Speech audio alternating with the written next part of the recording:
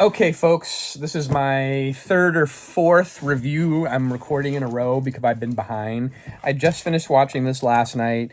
This is my second film that was recommended by the Civil War reenactors at the Knights Ferry, which you can see my video 8:4:3 aspect ratio little bio that I did from there. But one of the main guys recommended that I watch and review Gettysburg. This is not the original jacket. I'm sure it was damaged. This is a library rental. This is the longest theatrical film ever released. It has a 4-hour and 31-minute runtime. It came out in 1993 and was directed by Ronald Maxwell. It had a limited release of 248 theaters. It was originally going to be a made-for-TV miniseries, but then Ted Turner, who was heading up the funding for this, he said it needed to be released in theaters first. So on a $20 million budget with a very limited release and an incredibly long runtime, it still managed to gross $12.7 million at the box office. But it is considered a commercial success because of it would later go on to be on the TNT Ted Turner Cable Network as a 4-part miniseries, and the ad revenue was huge. Nielsen reported massive viewership, and it would go on to have an incredible, profitable rental and VHS purchase market afterwards. So this is the first film that the National Park Service allowed to use their Gettysburg site for shooting. Ken Burns had a hand in it, as he did with the film Glory, which we also reviewed here on the channel. Historical Gettysburg battleground. Thousands of Civil War reenactors volunteered to be background actors. It dates back to the early 80s, where Maxwell had wanted to make it into a major motion picture. He wrote a 400-page script adapted from a historical novel from 1974 by a guy named Michael Shara. Shara passed away before this film was finally visualized. Originally, it was supposed to star Robert Duvall and William Hurt, but by the time it finally made it into production in the late 80s, they would not be attached anymore, and Martin Sheen and Jeff Daniels are the two standout performances. I think especially Jeff Daniels, his performance as a Union colonel, whose name, Chamberlain, I believe it was, and then Martin Sheen plays, obviously, the famed General Robert E. Lee of the Confederacy.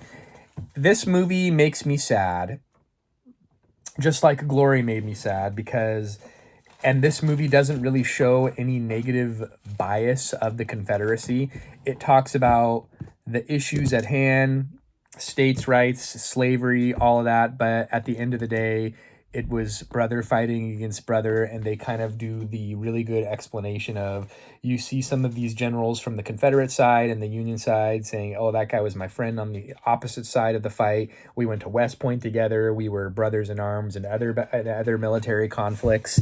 And now they're paired against each other, fighting to the death at Gettysburg, in which 53,000 Americans on the North and South would lose their lives.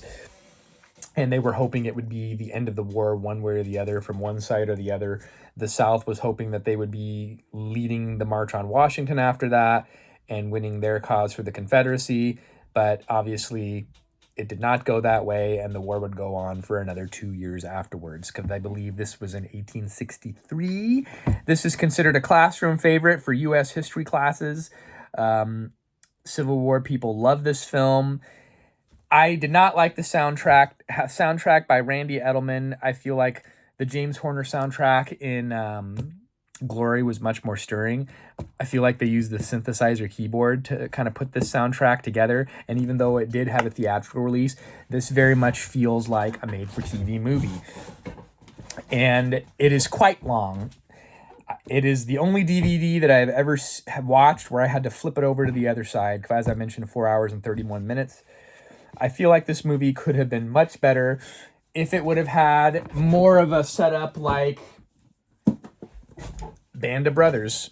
We get 10 hours of World War II from D-Day all the way on to the end of the war. And, they spread it out into multiple episodes and make it much more manageable, and they pack in a lot more information and detail while still kind of trying to stay true to the real life story. And I feel like this Gettysburg movie could have been like that, and instead they just put together this massive motion picture, and then it was a 4-part miniseries that would eventually get released on TV, like I mentioned.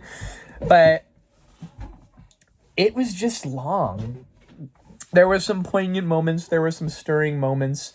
It just blows my mind how they conducted warfare back then, that Napoleonic style where they just kind of come at each other with bayonets and muskets, and it's just really bloody and violent. But it is very tamed down because, again, made for television.